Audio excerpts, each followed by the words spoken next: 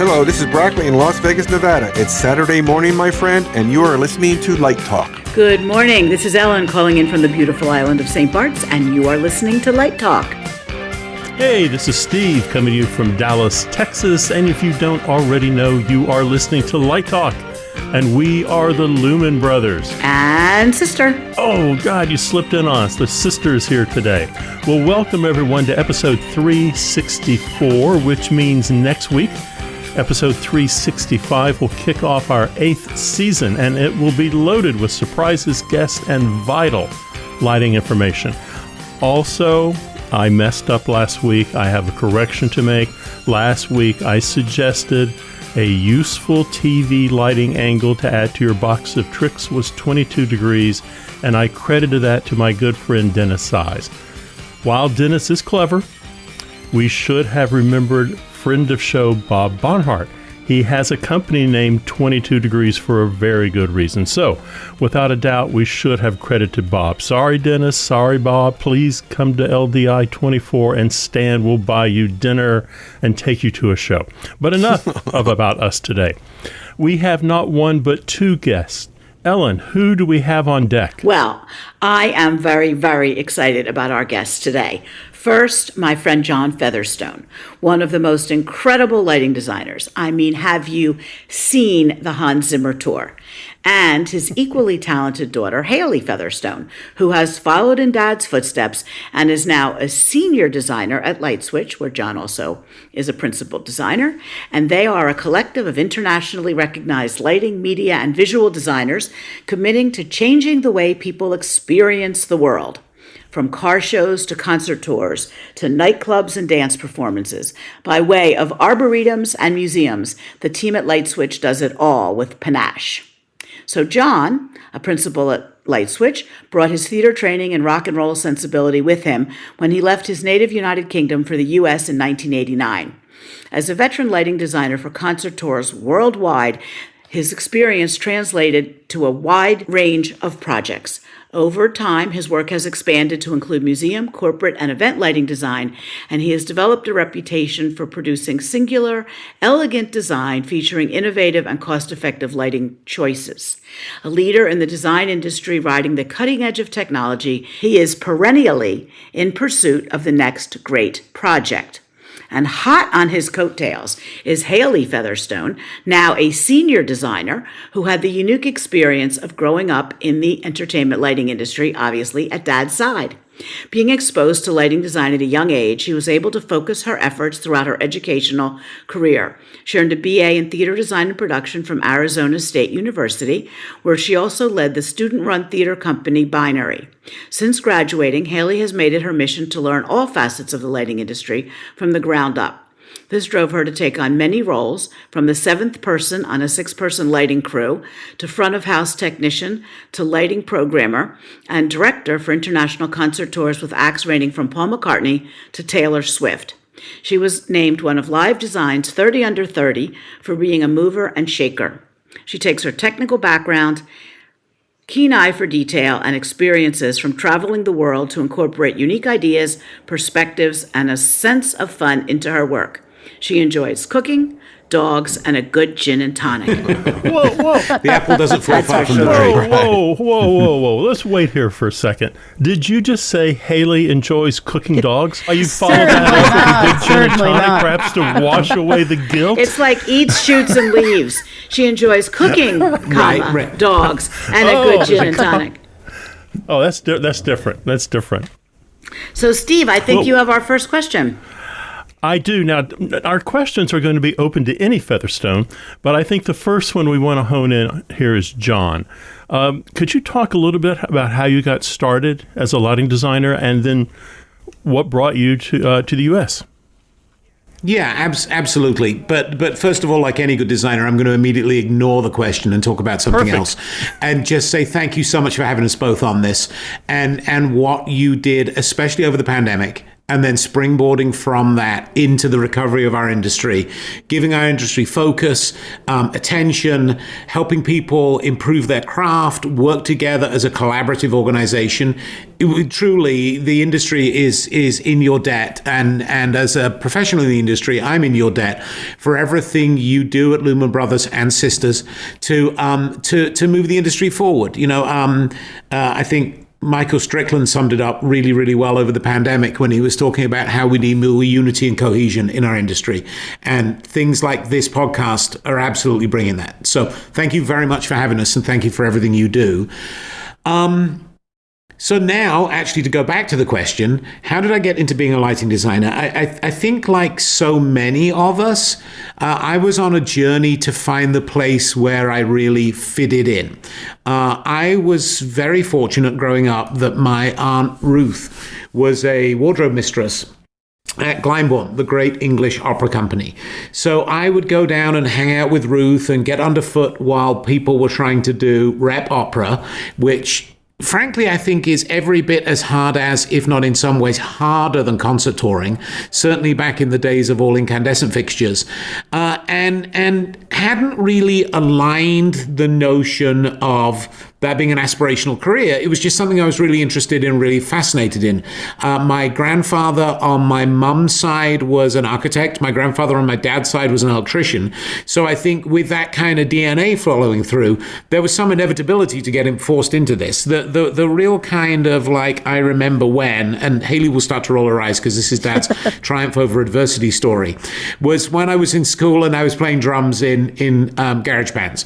And it was suggested, and a kid moved into the neighborhood who had a cooler drum set. So it was suggested, despite the fact that I contend I was a better drummer, that I find something else to do because he had a cooler drum set.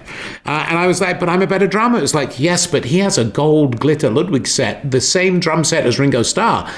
I know, but I'm a better drummer. Maybe some parallels with Ringo Starr there. I think at one point John Lennon actually said Ringo Starr isn't even the best drummer in the Beatles. But I digress. So I kind of like head hung low, shuffled off, sold my drums, bought some lights. I was lighting, my friends' bands. At high school and immediately right out of high school, and then I fell in with a bunch of lads who had just formed a band in England called the Smiths, and I wish everybody I know the same kind of friend in their life that Johnny Marr is in my life. And when you meet somebody and you're like, I don't know if this is reincarnation or morphic resonance, or we just feel like we're brothers or sisters from a different mother. And that's the way Johnny and I were the moment we met. And so I went from doing shows with the Smiths where it was easier to introduce the members of the audience to the band than the other way around because there were more people on the stage than watching it, to this rapid kind of bottle rocket career liftoff that the Smiths had. So I kind of fell into doing it. And then when the Smiths fell apart at the peak of their success, for reasons about which there are many good books you can read, and this is the kind of friend that Johnny Marr is. When Johnny and his wife Angie and I were sitting around in Manchester trying to figure out what the heck we were going to do next, he gets a call from Chrissy Hind with the Pretenders, who said, look, I'm putting the Pretenders back together. I need a guitarist. I hear you're without band. I need a guitarist. And Johnny, to his credit and my great debt, said, sure, but there's a condition. I'll come and play guitar in the Pretenders, but my friend John has to do the lights because he's the only person that stood by me when the band split up. Everybody kind of else went off in the Morrissey camp. So Johnny, at the point of having no band and no income, would rather make sure his friend was taken care of than kind of do a cash grab and a shrug and, I'm sorry, what are you going to do, mate? So, and then from there, did shows with the Pretenders, met Roy Bennett, Hailey in a sort of like father to son handoff. Also worked with Roy when Roy was designing McCartney, but I fell in with Roy and designed all kinds of bands from there. Janet Jackson, In Excess, Duran Duran, Van Halen, Bryan Adams, working as a co-designer and or director with Roy Bennett, and certainly from a lighting design standpoint, so much of what I do was influenced by that process of learning with Roy. So that's kind of an up to a pre-Hailey, pre-Lightswitch sort of point in my career. You know, it's amazing you say that. One of the things that we have discovered over the years, and I guess it makes perfect sense, almost every lighting designer we have talked to has started out in a band. They have all come from a musical background, and that I don't think that's an accident. Lots of drummers too. Lots of lighting designers I talk to, especially music and performance lighting designers, have a background in the percussive arts. So how did you transition from all that concert lighting to the architectural side of things? Well, that is my other dear friend, Norm Schwab, was responsible for that. So after there's lots of people of the connective tissue in my life. I've been very fortunate to have these people in my life. So after the second Smiths US tour, I had a bunch of time left on my work permit, and John Huddleston from Upstaging, another person who's a friend to everybody on this call and also been a big light in my life, said, you want to stay over here and do an industrial show? I'm like, what's an industrial show? He's like, well, it's just like a concert, only there are cars instead of stars. I'm like, well, how hard can that be? And so I agreed to stay over for the launch of the not missed by anybody Eagle Premier, if people remember the Eagle car brand. And Hud said, we're doing this job in Detroit, but it's for FM Productions. They have a designer. I could really use somebody to work as kind of like the connective tissue between Upstaging in Chicago and this designer Norm Schwab in San Francisco. Would you do that? And I'm like, sure. So Hud put me on a plane. I flew out to San Francisco. I met Norm and at his time roommate Paul Efron, another luminary in the lighting design world. And Norm and I, again, like the thing with Johnny, we just became fast friends. We were philosophically really aligned from a creative standpoint. It was really interesting. Norm has always been somewhat intimidating to me. You know, he's got a degree in lighting design from Carnegie Mellon. I've got a degree in lighting design from not electrocuting your friend in pubs. So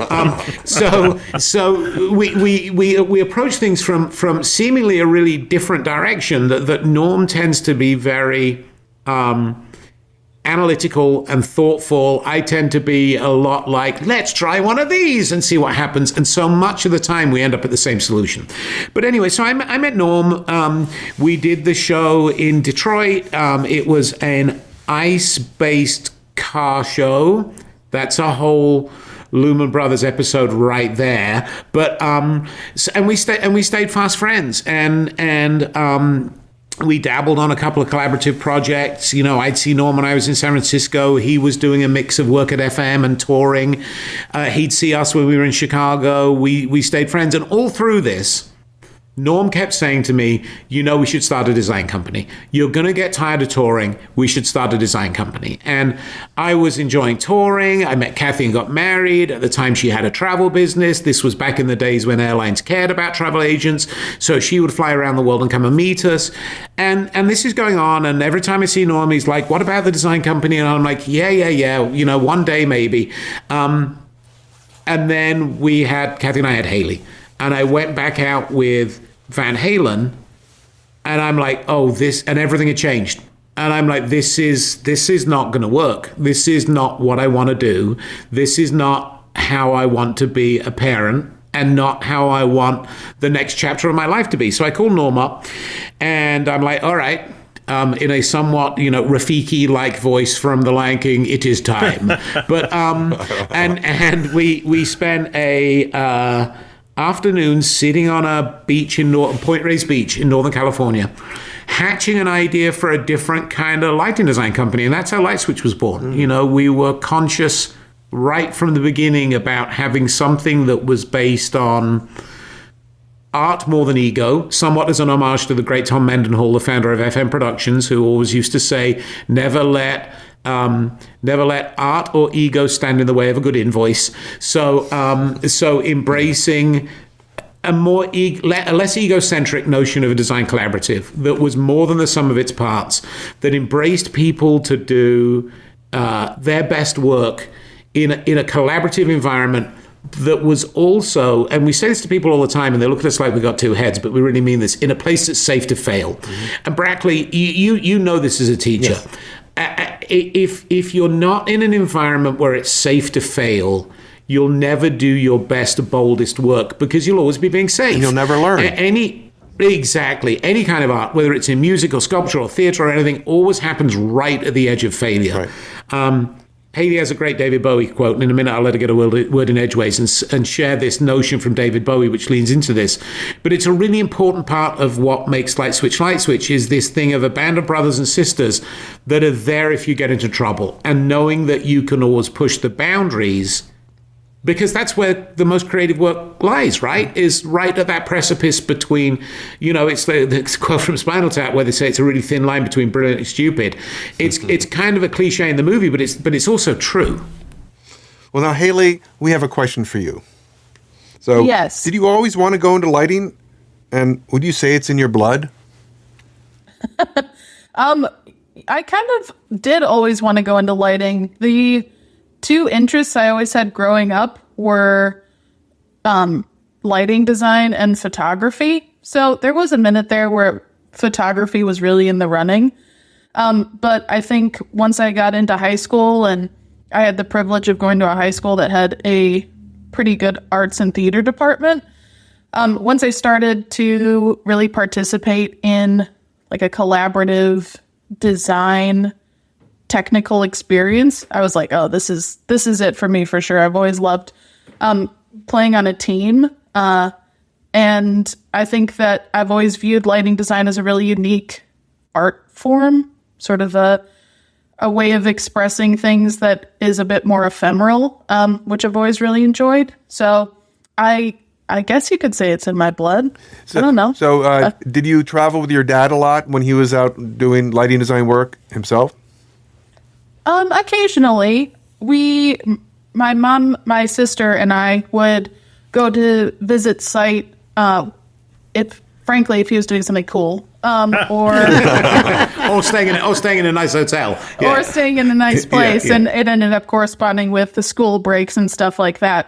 But I was really lucky that at a pretty young age, like 13, 14, I was able to sort of wiggle my way onto site as either like somebody who ran and picked up coffee or made all the copies for day sheets, or got to stand and be the focus dummy, whatever way I could sort of make use of myself and be allowed to be on site and be active in that in any way. I did, and I had the opportunity to do that. So I've been doing that for a long time, as long as I could get away with it, really. Oh, that's great. We were also really fortunate as well. I mean, we when Hailey and her sister Ella were growing up, we had the Lightswitch Chicago office was attached to our home. We had 1,000 square foot ish office that was connected to the home. It had a separate entrance so people could come and go into work without going through the kitchen.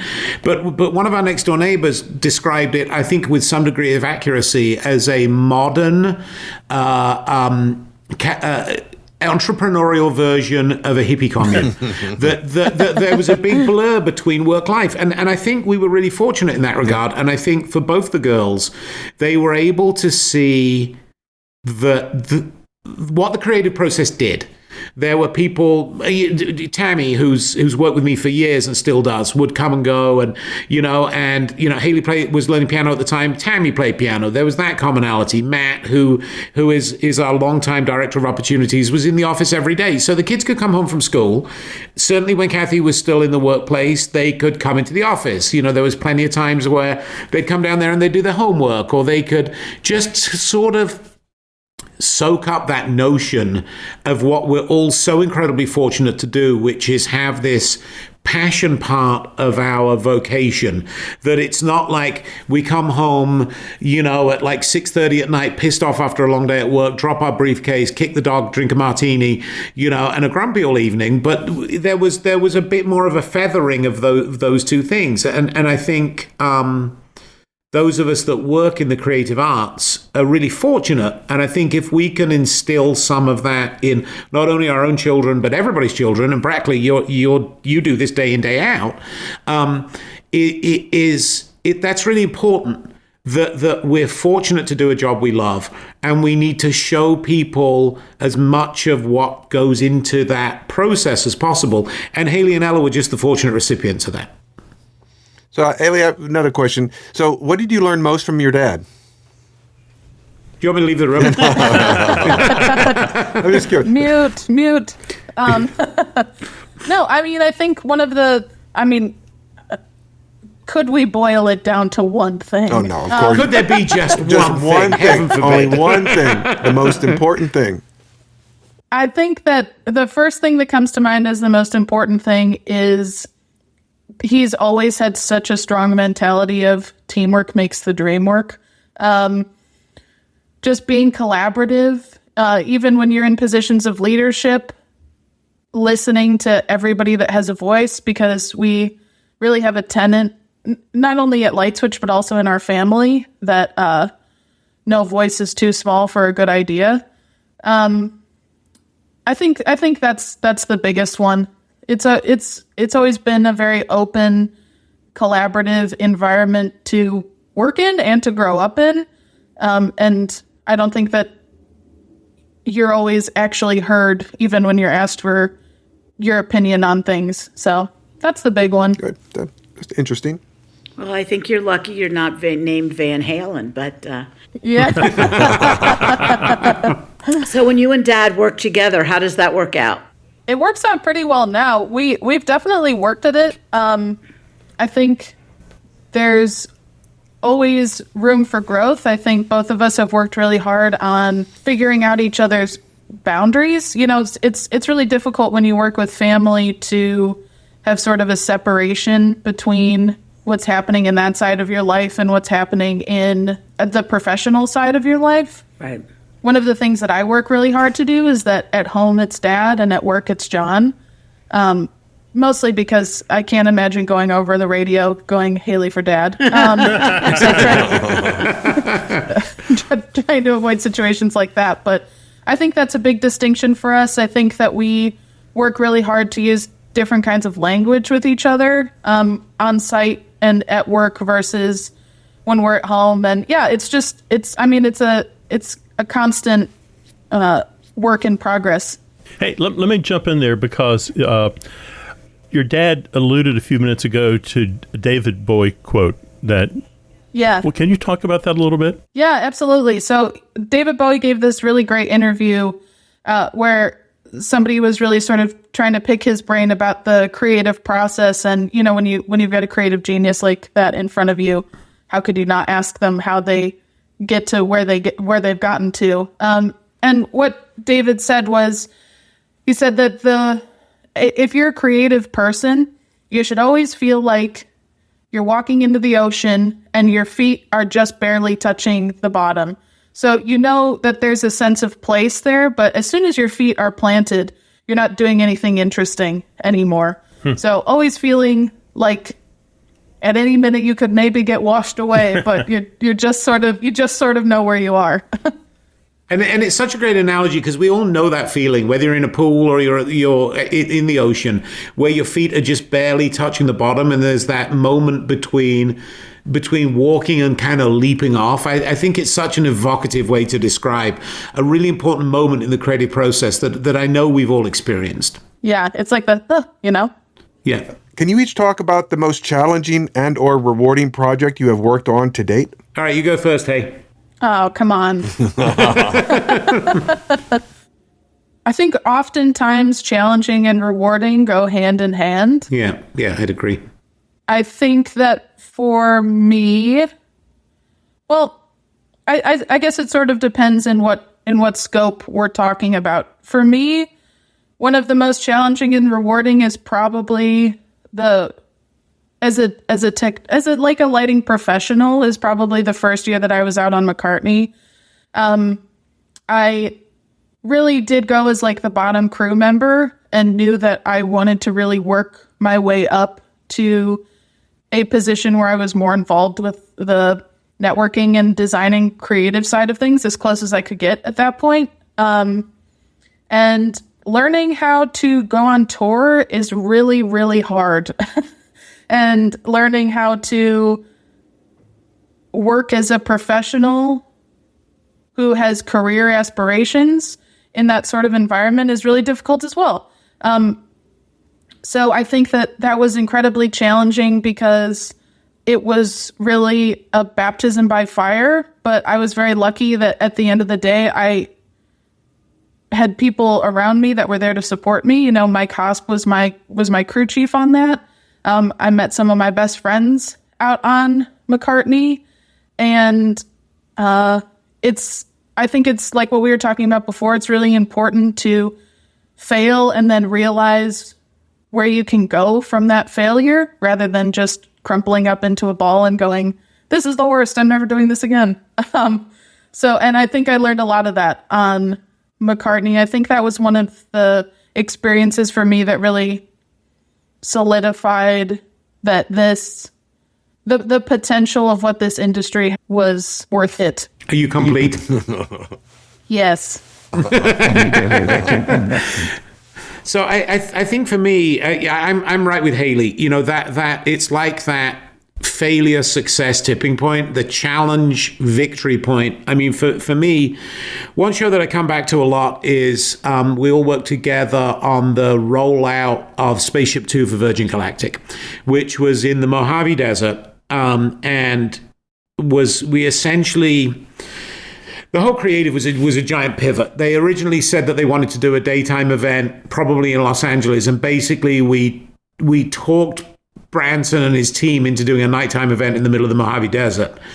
And it was one of those situations where the weather just kind of crept up on us. You know, and it's the first show I can remember where the weather really was unexpected. And it was, gosh, more than a decade ago now, but it started beautiful Mojave kind of sunshine, and then the next day was a little colder, and the next day was a little colder, and the next day was a little colder, next day was a little colder, and by the time we got to the night of the show, it was really cold. The winds were whipping up. We did the rollout of Spaceship, which is basically the size of a wide-body commercial airliner. It's a big thing, and then the winds are getting stronger and stronger and stronger. And there are two ways you can make something take off. You can either push it through the air really fast, or you can have it be stationary and have the air go past it really fast. And we reached the point where the crew said, we need to put Spaceship away or she's literally going to take off. And the winds continued to get stronger, and it blew away the tent village that we'd built. Fortunately, because of prescient planning and forethought, we had an emergency plan that got executed. Nobody got hurt. But the whole site, everybody's work was literally blown around the Mojave Desert. The 800 guests, we got on buses and got out on time. And it's one of those moments where it's darkest and coldest right before dawn, and we all went back to the hotel completely demoralized and beaten down. And then Branson himself came and got everybody and basically bought the bar in this strange, odd hotel in Mojave, and was full of praise for everybody and everything that they'd done. And we realized that actually it wasn't a failure, but was a triumph. And it was a triumph that for Virgin really demonstrated to a lot of their clients that they could work under adversity. And I tell this story a lot of the time in when I'm talking to students and to younger people in the industry, because what can appear a failure to you can be a huge success to the client and to the audience. And I'm sure we've all been in this place where you do a show. Brackley, I think you and I spoke about this at one stage, where after the show, no matter what somebody says to you, you're still not happy. You're still knocked down. And then you've got to kind of pivot, I think, and say, all right, am I doing it for me? Well, I'm doing some of it for me, but if the client liked it and the audience liked it and the performers liked it, then maybe there's really multiple paths or multiple personality approach to the success of a show. And the Virgin show was that, because it was an incredibly hard project. There were literally times where I was afraid for the lives of my friends and colleagues, but it was a triumph for Virgin. It was a triumph for the audience, we got customer surveys back after the event, and one of them that I share with students all the time is one of the attendees said, only Virgin could use the best Hollywood special effects experts to recreate a hurricane in the middle of the Mojave Desert. And I guess sometimes even reality looks like it's fake. So that was a huge pivot. In terms of rewarding shows that are just rewarding in themselves, first time I came to the States, flew into Chicago, got picked up at the airport, went to upstaging, got dropped off at the hotel we were staying at, which I immediately recognized as the Ambassador East, the hotel from the Blues Brothers. Woke up the next morning and walked down the still undeveloped lakefront in Chicago to the railroad stockyards, as it was at the time, which is where Millennium Park now is. And I remember standing there when the sun's coming up over the lake and seeing the light play across this man-made canyon of buildings of Michigan Avenue and Randolph Street, and thinking, wow, it would be amazing to light this. And I was very fortunate that, the day before my 40th birthday, we lit the grand opening of Millennium Park, and I got to light that area. So that was one of those really amazing full circle moments. But the Virgin thing, that triumph over adversity, it will stay with me forever. Good. I think a really rewarding one for both of us too has been some of the stuff we've got to do with Hans lately as well, because there's been a couple of instances where John and I have been able to be at shows with Johnny Marr, who is a good friend of Hans and has played a lot of music with Hans, but is also like John's best friend, my uncle, and then one of my best friends, who is also Johnny's son, plays in the band with Hans. So to have a moment where it's sort of like the kids have grown up and we get to sort of like the torch is being passed. We get to sort of like show off for our dads a bit. I know Niall and I both like get a lot of joy out of those moments, and it's just such a gift and really obviously a privilege to be able to have those sort of opportunities where we can all sort of enjoy doing what we love at a real high level together. Yeah, Johnny and I definitely had a proud dad's weepy moment at front of house at the Hans Zimmer show in Manchester. Watching Hailey light me watching Hailey light Johnny's son Niall on stage.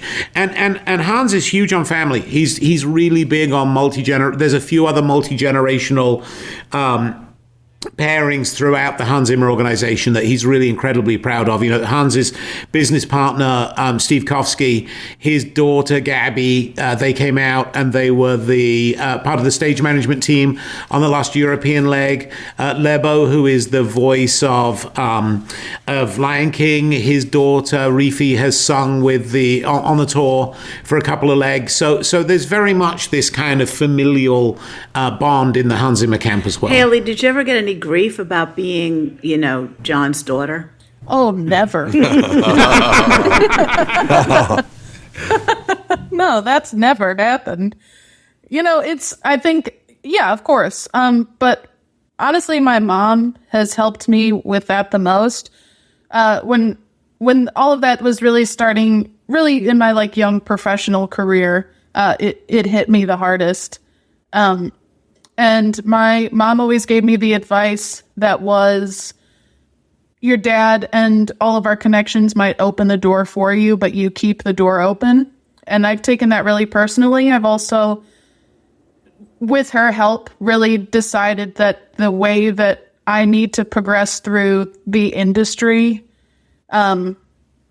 is in a way that I can make sure that I not only acknowledge the privilege that I have having a father and a bunch of, essentially family in the industry. It acknowledges that, but also for me shows me that I know what I'm doing and that, the imposter syndrome is the real deal, especially in situations like this. And I want to be sure that I deserve this space and that I am leaving the space open for other people as well by using my opportunities and privileges to like help as many people as possible. But yeah, there's definitely been some smack thrown my way about it. and that's why it was important to me that Hailey went and worked with other designers on other projects, that she didn't just come out of college and come right back kind of into the happy, safe, paternal nest of Lightswitch, but went and worked with, with Roy Bennett, on the McCartney staff, and with Baz Halpin and the rest of the team on the stuff with Taylor Swift, but carved her own path, completely independent and disconnected from Lightswitch. And unquestionably, as Hailey said, some of those doors were opened, obviously upstaging as a long-time vendor to McCartney, and that helped. But Hailey got her first break there, but she just wouldn't have been asked back if she didn't do that. And I also think, this is partly easy for me to say as a proud dad, but for generations, familial businesses were the way things worked. And I think there's a inherent initial skepticism, which is so unfair to so many people. Hailey and many other people will agree with this, is really good at what she does. Carmen Educate, Paulie Educate, the rest of the Educate families, the sons of Mario, the founder and owner of Onstage Audio. They're really, really good at what they do. They're as good as anybody out there. Hailey's as good as anybody out there. And I think it's unfortunate when the first thing people go to is, oh, well, like Nepo babies, and these people have got it easy. And in many ways, I think they actually have it harder, and I think there's a lot to be said for learning multi-generational skill sets within any industry. You see an Ann Sons or an Ann Daughters. In many businesses, one of mine and Hailey's favorites, Russ and Daughters. The family business that does all the amazing bagels and smoked fish and all that stuff in New York. An institution. Nobody walks in the door and says, I bet your fish is going to suck now because Russ Sr. has retired and the girls are running the place. They just assume there's a transition of knowledge and passion and excitement that goes along with that. And I think it's unfortunate in the entertainment industry, we lean initially to skepticism of that rather than embracing that. And if I meet somebody that's, obviously this is easy for me to say because I've lived it, but if I meet somebody else whose children are working in the business with them, I'm like, oh my God, you're so fortunate. It's one of the best parts of my life is that both of my daughters work with me. And frankly, a lot of that is due to Kathy, Hailey and Ella's mom and my wife, who when they were growing up gave them the space to understand that work isn't the enemy. That work is part of who we are and what we do in our industry. And Hailey and Ella didn't grow up going, oh, work's taking your dad away again, and sorry, Dad can't be to see your school play or at the birthday party or whatever because of work. But she really helped the girls understand that the work is part of who I am, as well as what I do. And that's part of being a family as well, is letting your kids embrace that same joy of it being part of who you are, not just what you do. So I think everybody could cut females in the industry a ton more slack, and second and third generation people in the industry a ton more slack. Hailey gets 2 of those strikes. So I'm very proud of Hailey for carving a path as her own self in sometimes not the easiest of industries. We do eat our young a little bit. And I think the fact that she went away and carved her own professional career, it only makes Lightswitch better because she comes back with even more experience to add to Lightswitch. Oh, are you kidding me? Go to Roy Bennett and Baz Halpin University and then steal all their good stuff and come back. Right. Yeah, we'll do that all day long. Right. So yeah, it was hardly that. It's not like I was going to work for Roy and Baz. I was working with upstaging and solo tech, but still, to be immersed in projects of that scale, working with people that are absolutely the top of the field, you come back with that knowledge-based experience. I wish there was more of that in the industry anyway. I think the thing that makes us all stronger is seeing different ways of doing things and then applying that to how you interpret whatever art you're being asked to interpret at the time, that That's the collaboration makes us stronger. That's the letting more diverse types of people in on things makes us stronger. That's, there's never a downside to sharing knowledge.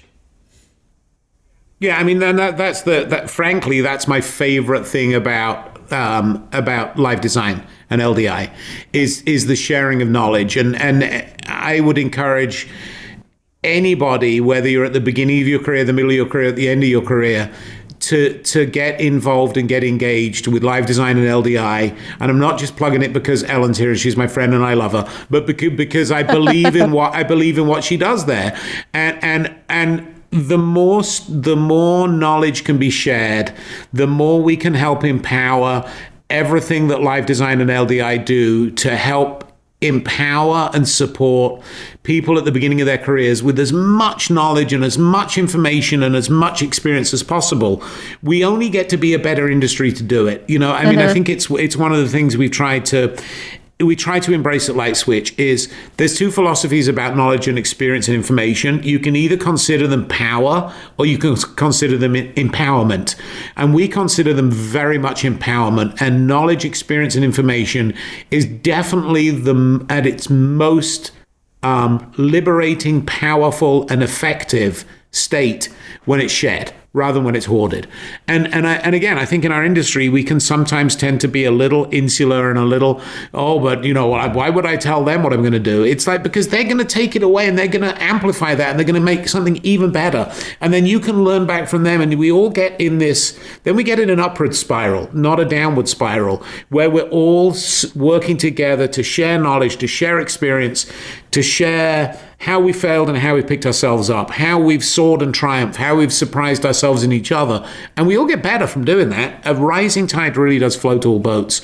And I think nowhere is a better example of that in our industry than things like this podcast and things like LDI. Well, it circles back to where you started the conversation. What is an industrial? I mean, that's the hardest step, is to say, I don't know. Can you show me? Can you tell me what it is? And I have a question for you. Can you tell me about the new Voltaire venue in Las Vegas? We can. This was another Featherstone and Featherstone adventure. Oh, great. We both worked on the project. We were brought to the project by our dear mutual friend Derek McLean, who has connections of various natures with, I think, everybody on this podcast. And Derek was retained by Michael Gruber, who is a truly, truly lovely human being. Michael is the impresario behind Dre's and a bunch of other iconic Vegas experiences. And Michael is a master of creating unique experiences that zig when everybody else is zagging. So in a world of bigger venues, it was really interesting that Voltaire was opening at the same time as Sphere was going on. I think they're both amazing venues. Hailey and I went and saw Willie's work with Derek for U2. Truly, truly astonishing. But interesting that at the Venetian, you've got this study in contrast. You've got Sphere, this massive kind of edifice, a cathedral technology. And then literally down the hall is Voltaire, this beautiful, small, intimate other extreme. They took a theater and in a completely contrary move for a town, for any entertainment venue, certainly in Las Vegas, took about 2/3 of the seats out in terms of capacity to come up with what's really an homage to really a vision of what people would think about for a traditional Vegas showroom type, soft seating, casual vignetted table environment. Amplified and blown up 100 million% because Derek doesn't know any other way to do anything. And Derek got us involved because basically the room is a mirrored box. And he very kindly has said several times he didn't know anybody else that would be either brave enough or foolish enough, little from column A, little from column B, to take on this task of creating an environment basically inside a mirrored box. Voltaire exists in 3 personality states. The room itself is called Voltaire. There's a resident company in there called Belle de Nuit, which is this amazing, Hailey describes it as the French cabaret sex disco, which is a little bit cabaret, a little bit vaudeville, a little bit risque, burlesque, combined with the most amazing feats of strength, poise, balance, grace, and elegance. And they're kind of the resident company. Into this duality of Voltaire and Belle de Nuit are inserted these remarkable headliners. Christina Aguilera took over a great start to the experience by the always lovely Kylie Minogue. And these performers are really leaning into the notion of playing these amazing, intimate spaces. And it's really interesting watching the way both the performers have kind of made the room their own and their creative teams. Rob Sinclair doing really fantastic work as Kylie's creative director, and Brian Klunder doing the same thing for Christina. Really different shows, really different performers in the same space, and they're all wrapped into the Belle de Nuit performance. So it's a very unique way to see an experience. The way Michael describes it is it's the pre-show, the main event, and the after party, all in the same room. Hailey, do you want to talk a little about it as well? I mean, it was really a great experience creating it. Yeah, I mean, there was certainly a lot to go off of. We had the pleasure of working with Benny Kirkham as our programmer on that one. Always great to have Benny around, especially because he tells us the best places to get coffee in the Venetian. He's good about that. He is good about that. So really great to have the 3 of us be the lighting team there. Yeah, I mean, for me, I vibed a lot initially with the creative that was presented to us from this French team, and it was super interesting, a really sort of modern take on a cabaret, which was super exciting. I never worked with circus performers or aerialists or and anything that had to do with anything in that world before. It was really fascinating seeing the requirements they have for doing their performance, how that influences the way that you light things, how them doing what they need to do in the space sets the boundaries of what you can do to light the space, make it feel environmental. It was great. Loved the music, loved the vibe. It was a really great team. Yeah. And it's always great to see, especially a large enterprise like Venetian. They could have stuffed another generic show in there easily. They could have put, the venue had been home to Blue Man and to Rock of Ages and a number of other shows who had all done very well. They could have put, I mean, just to pull from Derek's portfolio, they could have put like the Vegas version of Moulin Rouge in there, and it would have been super safe and a little predictable, even if done really well, but kind of obvious. And they chose not to. They chose to do something bold and brave and daring and new. And you walk in the room and everybody that walks in the room goes, oh my God, this place is just beautiful. I think we're working with Alan's team to get it on the backstage tour as part of LDI, and I encourage everybody to go and look at it. It's a really thoughtful way to consider the relationship between an audience and a performer in a way where a lot of the time we're constrained to do whatever is the maximum number of seats in the minimum amount of space and really kind of like lowest common denominatorize. I think I may have just made up a word. Lowest common denominatorize the experience. They didn't do that. They said we're going to create a really unique, differentiated, bespoke experience at risk. And we're going to spend a ton of money at risk. And they were right. The Kylie show, the Kylie residency has been a smash. The Christina residency has been a smash. They're building a really interesting brand with Belle de Nuit. They're giving it some runway. It's a different kind of show. It's not, no disrespect meant to Cirque at all, but it's not Cirque Show 11. It's a whole new brand. So it's growing and building and finding its own base and finding its own market in Vegas. And the Venetian are brave enough to think that performance is important and you need to allow things to grow. So I have a ton of respect for the senior management of the Venetian to let the project find its way and not be like, oh my God, it's the second week and it's not selling out, we need to close it. They're like, no, we're playing a long game here. We're creating something new. And I think that's really admirable. It really is a new, unique vibe for a show in Vegas, at least of what I've seen. And just to sort of piggyback on what John was saying a bit, it's as professionals going in to design a show as well. You know, we were lucky that we got to be there sort of at the fruition of it, working very closely with Rob Sinclair and Allie Pike and Aries Moros and Kylie's, not only Kylie, but Kylie's whole team. And it's so much fun, right? Like, how often do we get the chance to sort of collaboratively design shows that mesh like that together? So just from a creative professional standpoint, kind of a blast to have the opportunity to do that. Kylie in there first and then Christina? Yeah, Kylie was in there first. It's quite beautiful. It's quite a gorgeous space. And you had to also deal with the F1. Not only the Sphere, but the F1 at the same time. OMG. Yeah. Tell me about OMG. We had to live through it. Yeah. Yeah, well, well, we were there all of October and some of November, my friend. So we were living a lot of that with you. But there were a couple of nights where it took us. We were staying down south of the Strip, past Mandalay Bay, and there was some nights where it took us over an hour to get back to our hotel. Yeah, and my two alums that are working on it just feel very blessed that they're working there, and they feel very proud of what you've all done. Oh, they're knocking it out of the park. They got a really good team there, and they're working their tails off. It's a lot. Yeah, it is a lot, and they've really taken it in stride too. We're lucky that they're holding down the fort for us, for sure. Mm-hmm. I guess a lot of new stuff probably went into that room. How do you guys both stay up to date on new technology? And don't just say you go to LDI.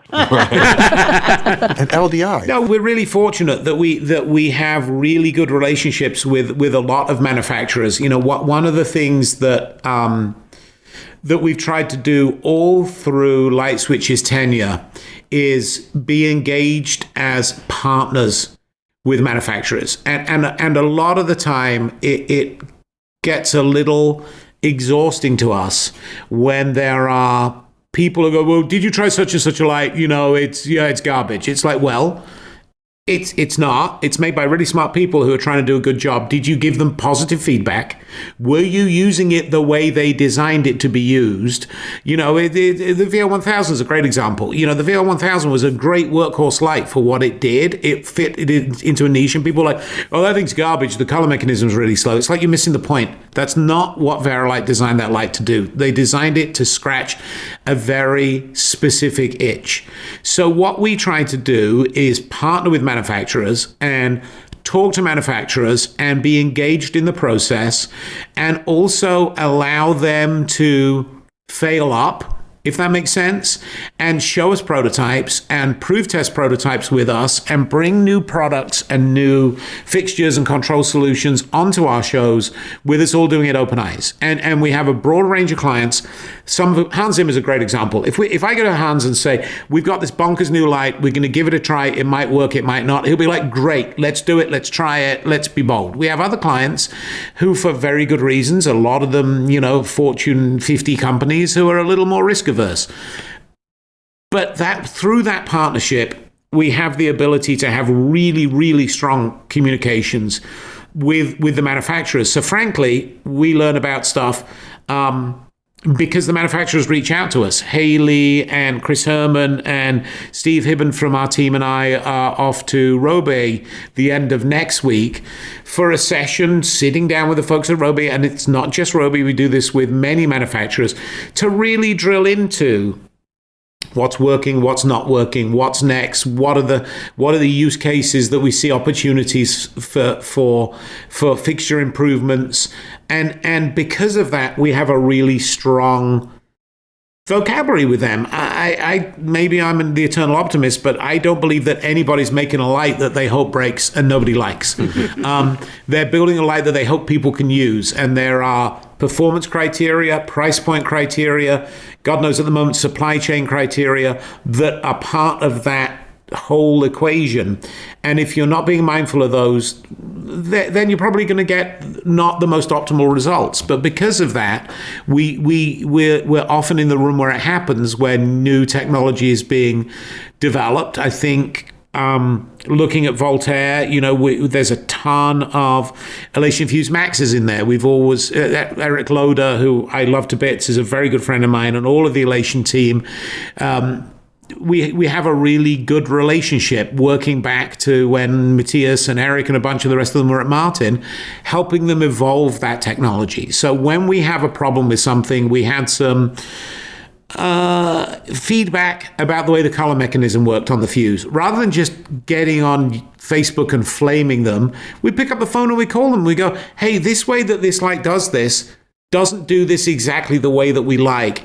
Is there a workaround for that? And Matthias, bless him, goes, all right, give me some time. Let me work on that. Let me see what we can do. And then we hopefully make it a better product for everybody. Well, let's go to our last question there. I think we know what the advantages of working for Lightswitch are. So, Hailey, I have an easy question for you. Okay. For those of you who are listening at home, you can't see them. Every time John and Hailey uses each other's name, they have a little smile on their face that they try to hide. John brings his hand up to his mouth so we don't see him smiling. So, Hailey, what advice would you give young designers who are just getting into biz today? I think the advice that I would give young designers would probably start with try as much as you can and don't take it personally. Get out there, try absolutely as much as you can, explore every facet of the industry, and really take advantage of the people along the way who say that they want to help you, because I think more often than not, they really mean it. I think that, I'm a huge research-based person. I love to do research. I find research on walks around my neighborhood. I find it at my local movie theater. I find it at art museums that I'm lucky enough to go to, wherever we travel to. Just research your world. Keep your eyes open. We're lucky that light is everywhere. Take advantage of it, Find the things that inspire you and apply that to whatever lights you up inside, whatever you get to do and you go, yeah. John, do you have any advice for young designers? Yeah, I think Hailey's advice is brilliant, and I would say collect a repertoire of visual media that talks about who you are, not just your own work. First of all, document your own work, no matter what it is. But also, when I sit down with people that are coming into the company or to talk to young designers, I want to know what makes you tick. Show me a mood board about just things that you like. It's a vocabulary we use with clients all the time. Look at these 12 images, tell me your 3 favorites. But show me information about what it is that makes you tick. What movies do you like? What music do you like? What artists do you like? I also think it's important for young designers to seek their influence from a wide range of designers. You may be a ballet designer. Go to some rock shows.